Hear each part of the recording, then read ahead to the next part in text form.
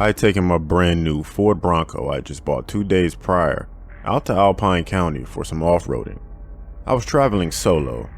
After a good day of hitting some of the good trails near Bear Valley, I pulled into a dirt lot that was at the mouth of one such trail to grab some shut-eye. The type of Bronco I had was a Badlands, and I had just installed a base stop, which I left open so I could lay on my back and stargaze while sleeping.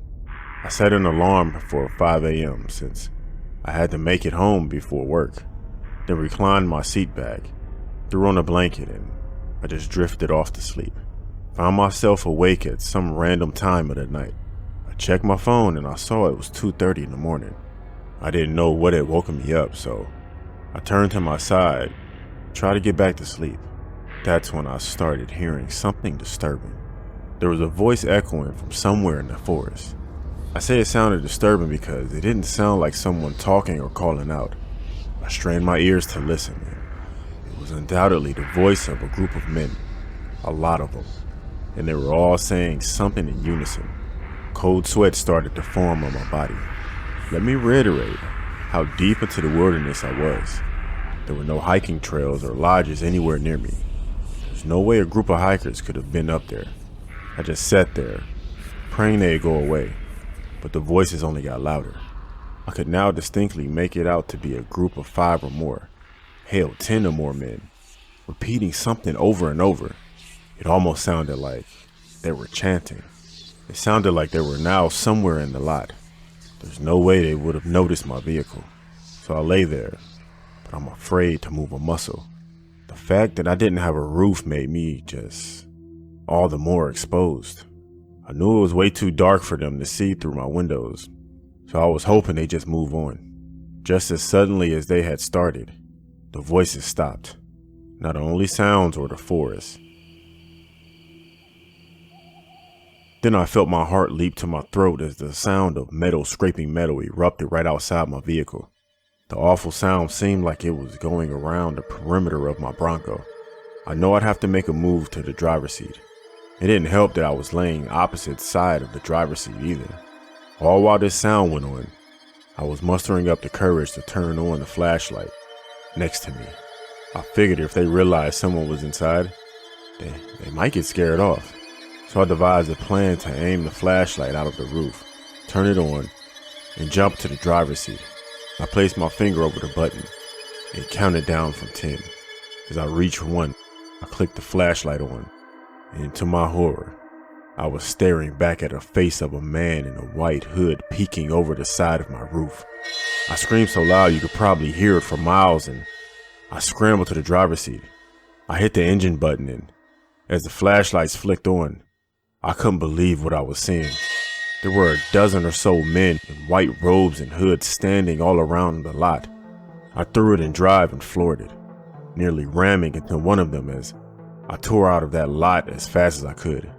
I could only go so fast down the dirt roads, but I didn't see anyone chasing after me. Eventually I made it onto a paved road. I drove for a few miles and had to pull into a lot to clear my head for a second. Then I got out to look around my car, and there were scratch marks all around it. It looked like someone had been dragging a blunt object, like a knife, around the perimeter of my Bronco just maybe 2 or 3 times. I managed to find a motel to spend the night at, but I'd be lying if I said I got any sleep that night. I did end up reporting it to the Forest Service, but they pretty much just brushed it off. That was just a scary night.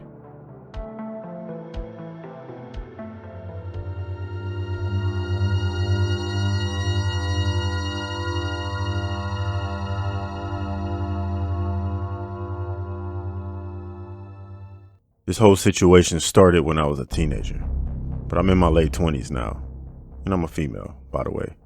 It was one small conversation that I had completely forgotten about until about 2 years ago, but in the past 2-ish years, more things have happened to me that made me really think about that short conversation. I was about 13 and my mom and I had just moved back in with my grandma, where my uncle was already living in. At the time, his friend was living with us as well. He was only staying there for a few months, and I never knew why. I just knew he was staying there. But when my mom and I moved back, and one day, while the friend was out of the house, My uncle sat me down and told me that he didn't want me to be alone with his friend, and that I needed to call him if I found myself alone with his friend. Only about a week after my mom and I moved in, my uncle kicked his friend out. I was young and didn't think much about the conversation and had completely forgotten about it. About 2 years ago, my uncle very suddenly, unexpectedly passed away. And after he passed, his friend came back into my grandma's life. I think my grandma kind of missed my uncle's friend as a replacement for my uncle. And at first, everything seemed okay. It was fine. But after a few visits, I started feeling weird around him, and I didn't know why. Then I remembered that conversation my uncle had with me. But I tried to move past it because it was over 10 years ago and that we had that conversation. I really wanted to forget it. And this guy, he's a married man, and he's married to a lovely woman, so I thought maybe things had changed. He made a lot of dumb jokes that I never found funny, but were always harmless. Like, I would come home with a bowl that had snacks in it, because my coworkers and I, we share our snacks with each other. And he would ask where his share was. Small stuff like that. Then he made some jokes about what I was wearing, and I felt a little uncomfortable, but I was used to my family making similar jokes, so I brushed it off. Things like, "Oh, who are you trying to impress going out like that? And you must be fighting off men left and right," and other similar comments. I started to avoid leaving my room at that point and when he would come over, but sometimes interactions with him were unavoidable because he would be here when I was getting home from work, or he would come over without warning. Another bit of backstory. I'm engaged to a man who lives in a different country, and when I had gone to visit him, I had fallen in love where he lives. On top of that, it's more affordable and overall much safer for us to live there, so we're working on me moving there with him. Well, I don't tell my uncle's friend anything because he makes me feel uncomfortable, but I know my grandma shares everything with him, so he knows about the situation. And he has on more than one occasion asked me why I was moving, and I fell in love with somebody, and that's my fiance, and I absolutely love him. So my uncle's friend will always come back with, "Oh, of course, it's for a boy," and has also made comments along the lines of, "Oh, I guess you're in love. I just don't understand, but whatever." Like, he acts bothered that I'm engaged and moving away. But again, I would just hide myself away in my room and constantly convince myself that I was reading into things and overreacting. I also knew I couldn't say anything to my grandma about it because my family is one of those, if you don't want the comments, you need to cover up. And I'm not allowed to wear shorts around male family members because what if they look at me and have bad thoughts? It's all my fault. Now, all of these small instances were very uncomfortable, but I just ignored them, hid in my room, and did what I could to avoid situations. Then something happened one day, and now I just feel icky. I went into work, and my coworker told me how yesterday a man fitting the description to a T of my uncle's friend came into my work in the afternoon after I had already left, asking about me. And he knew details like what I looked like, where I lived, even details about my move to another country. And he made comments about being my uncle's friend. Now, I didn't hear any of this as I had already left for the day, but my coworker is a very trustworthy person and doesn't just come up with stuff for the fun of it. She will even be the first one to call someone out on their BS if she catches them in a lie. So I trust that she is telling me the truth.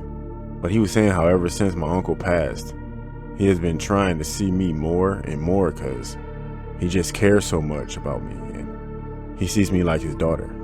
That comment alone weirded me out because I barely interacted with this man and I avoided it at all costs, so why does he feel that close to me? He also started talking at length about my move to another country, and he wouldn't leave this topic alone. He just kept going on and on about it. He doesn't get how I could just fall in love with someone so far away and how I should just stay here and find someone here to fall in love with, and other comments basically about how he doesn't approve of my move and be with my fiance. I didn't tell him where I work, but I know my grandmother tells that guy everything, and it weirds me out that he came into my workplace looking for me, and then talking at length with my coworkers about my choices in life and my future, how he doesn't like it when I don't converse with him. I just can't wait to get out of this place, out of this house, far, far away from this guy.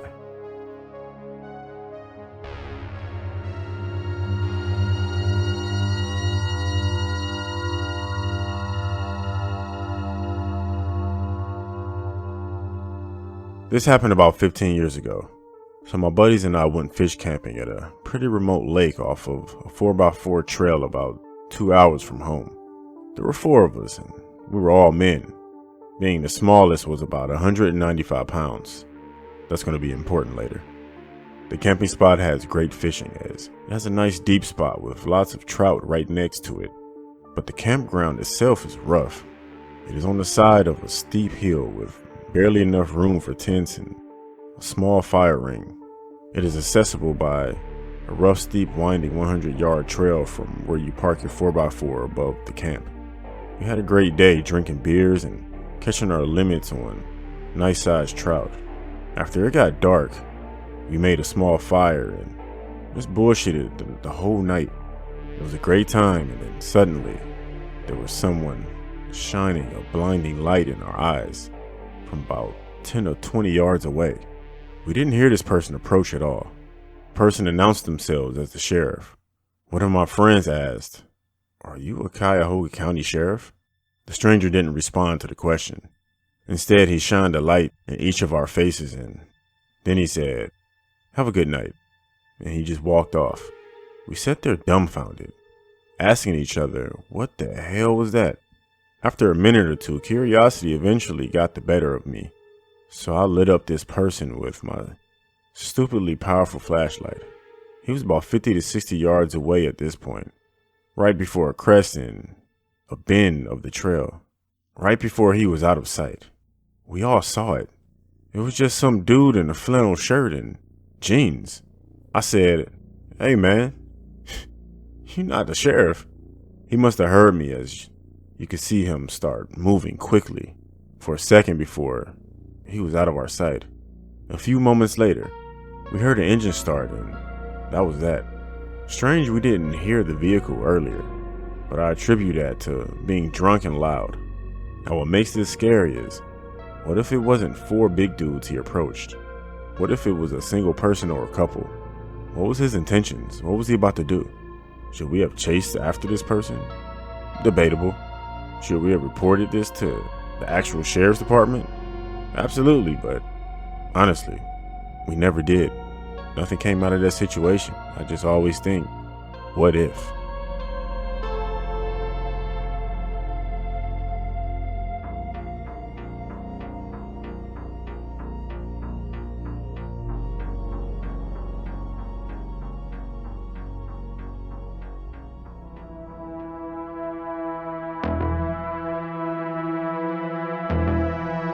Nightmare Files.